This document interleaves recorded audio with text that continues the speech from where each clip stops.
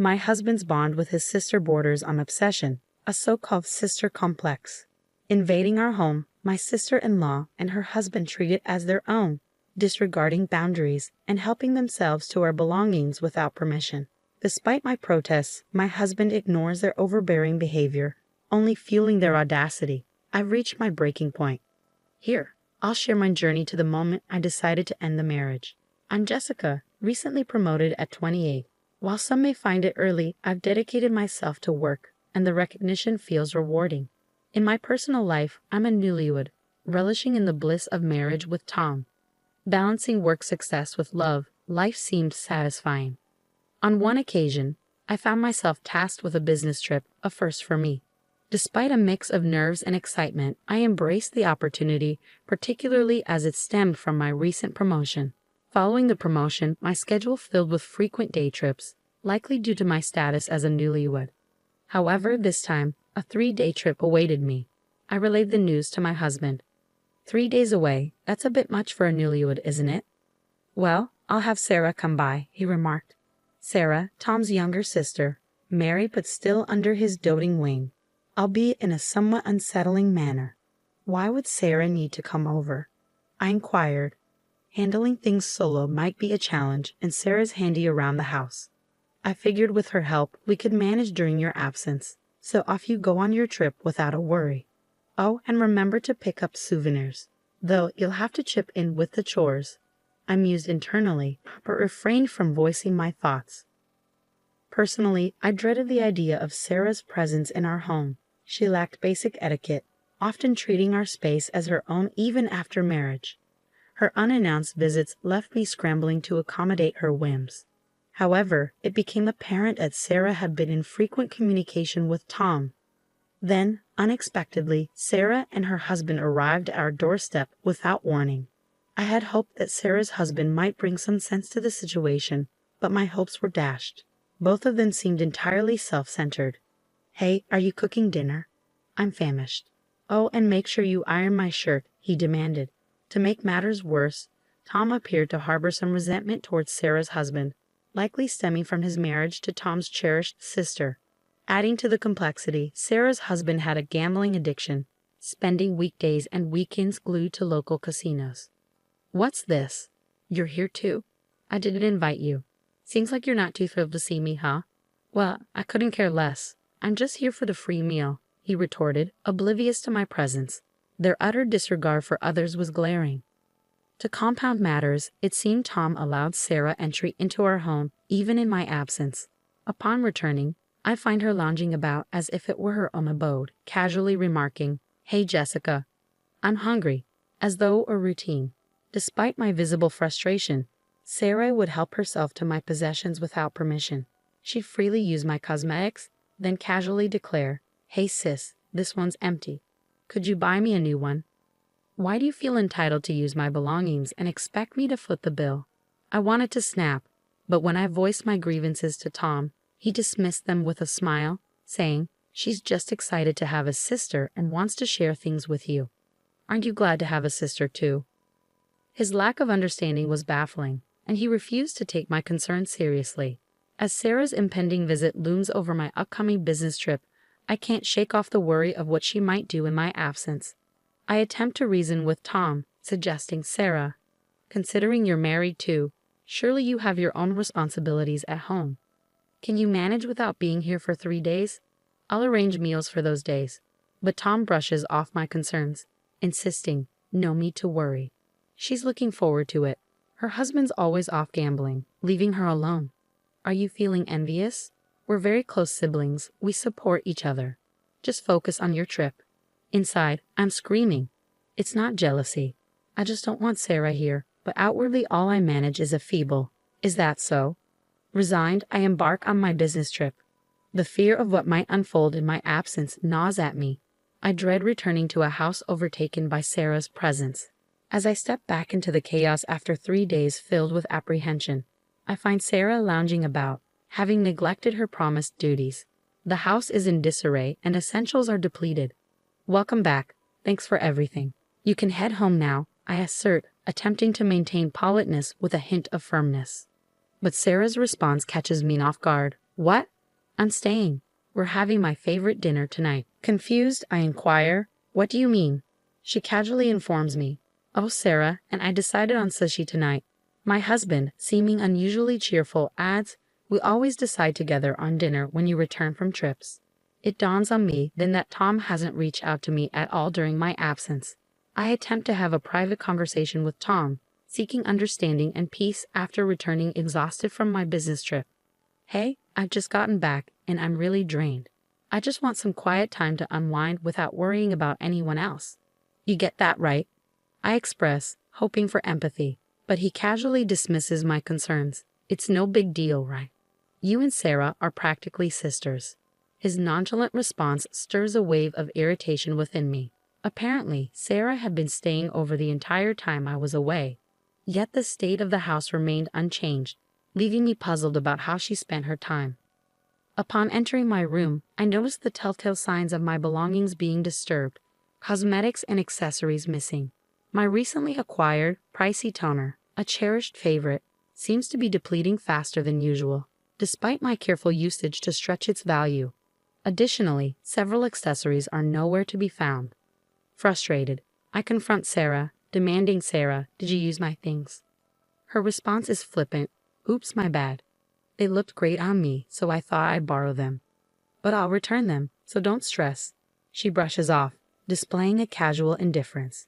Despite my anger, Sarah's lack of remorse halts any further confrontation, prompting me to raise the issue with Tom once more. Enough already. She's just borrowing, you say. But it's not okay. Why can't you see my perspective? I plead, hoping to convey the gravity of the situation. Yet my words fall on deaf ears as Tom remains steadfast in his defense of Sarah. Exhausted and defeated, I resign myself to sleep, unable to fully accept the situation, yet too weary to continue the argument.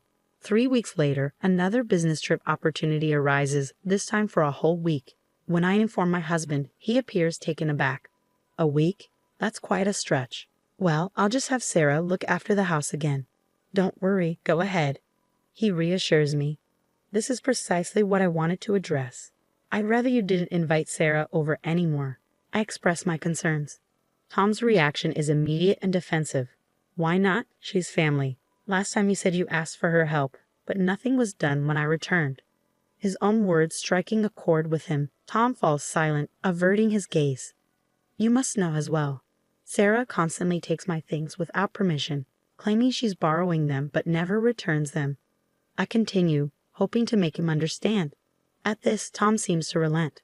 Fine, but I'll need someone to handle the laundry for the week. I'll just have her over for one day and send her home afterward. Is that all right? He proposes. Why can't you handle the laundry yourself? I suggest, to which he responds, I've never done it before. I wouldn't know where to start. I can teach you, I offer, but Tom remains obstinate. No, I'll just have her over for one day, he insists, showing his reluctance to do household chores or perhaps his desire to involve his sister. Weary of the argument, I reluctantly concede, fine, do as you wish. Just ensure she doesn't stay over. I emphasize this point to Tom, though I harbor doubts about his compliance. True to my suspicions, upon my return a week later, I find Sarah lounging comfortably on the living room sofa, displaying no evidence of having contributed to the household chores. What's happening here? I inquire, perplexed by the unexpected turn of events. Well, there turned out to be more chores than I anticipated. I asked Sarah to stay over yesterday and today because it was too much for her, Tom explains. Internally, I sigh, realizing my suspicions were warranted. But you said it would only be for one day. I remind him, feeling a surge of frustration. Tom brushes off my concern, saying, relax. She's your sister-in-law. And considering you're often away on business trips, you should appreciate her help. What? Do you even understand the nature of business trips? I'm not out there having fun. You always make excuses like this, disregarding my concerns. Tom continues, seemingly oblivious to my point. Oh, and by the way, Sarah's divorced. She's also lost her job. You'll have times when you can't manage the housework due to your trips, right? She said she's fine with it, so I thought we could let her stay with us. My disbelief turns to outrage. What? Why are you making decisions without consulting me? I've already told you that you can handle the housework. It's not a daily occurrence. This is our home together. We're supposed to support each other in times of need. Don't you feel sorry for her? How could you unilaterally break our agreement like this? I can't trust you, I admonish, feeling a pang of guilt for my harsh words. It's just temporary. Sarah also plans to find a job and a place to live as soon as possible. We have a spare room anyway, and she's already given up her apartment. She doesn't want to stay where she lived with her ex, Tom counters, attempting to justify his decision. Unbelievably, my sister-in-law Sarah had gone through a divorce and suddenly expressed a desire to move in with us. How could you make such a decision without consulting me? This is the last straw. Your lack of consideration is appalling. What kind of family dynamic do you envision? If this is how it's going to be, then do whatever you want. I seethed, clutching my suitcase freshly returned from a business trip as I stormed out of the house. Leaving was the easy part, but with nowhere specific in mind, I found myself seeking solace in an internet cafe. After a brief moment to collect myself, my husband Tom reached out to me. Come on, Jazz. There's no need to be so upset. My sister is going through a tough time. I can't just abandon her, he pleaded. Now that you've had a chance to cool down, think about it. She's offering to help with the household chores. That's not such a bad offer, is it? Remember the promises we made. And to be honest, I don't trust your sister Sarah either. I can barely stand her, he admitted. What are you even saying? If you're so adamant about Sarah living here, why don't you leave? I retorted sharply. Is that really what you want? Fine, I'll do it. I have no problem with that. But don't come running back to me if you regret it. Tom replied angrily before abruptly ending the call. As I hung up, I felt a wave of detachment wash over me. Enough is enough. I've endured so much pain because of him, and now he's pushing me out. But I'll ensure he regrets his decision. Determined, I devised a plan and began gathering the necessary resources. Soon after setting my plan in motion, as anticipated, Tom called me. Just hear me out. This morning, out of the blue, John showed up at our doorstep. Tom's voice was filled with panic. His words rushed. Your brother John, who's skilled with household chores, was deliberately invited by me to come over.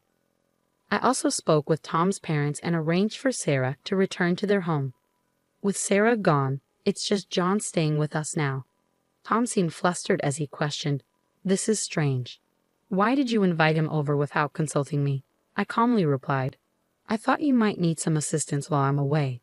Johnny is adept at household tasks, so I thought his help could be beneficial.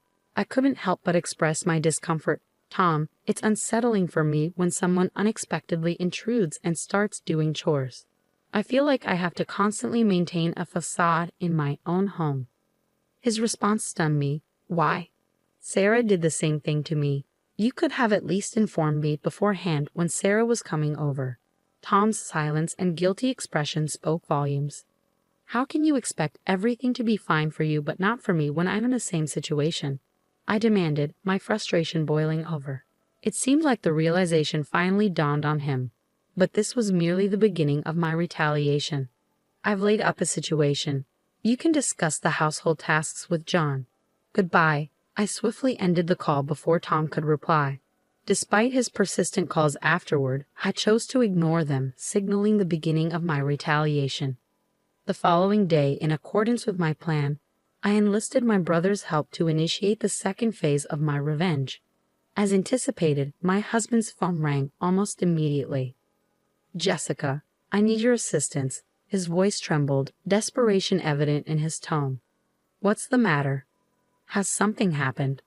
I feigned innocence, awaiting his response. What hasn't happened? Your brother is using my belongings without permission. From my suits to my bags, even the new accessories I just purchased. I haven't even had the chance to use them yet, he lamented. Well, didn't you deem it acceptable for your sister to do the same? Remember when I expressed my concerns, you retorted, She's your sister. Let her borrow it. Don't be so tight-fisted. Your selfishness truly astounds me. I countered, leaving him speechless. Furthermore, I've informed your parents about this. I imagine your sister is receiving an earful from them as we speak. With that, he fell silent, unable to offer a rebuttal. Well, she's getting what she deserves, I remarked, finding solace in the fact that my in-laws were rational. You involved my parents in this? How could you? My husband's voice was laced with disbelief.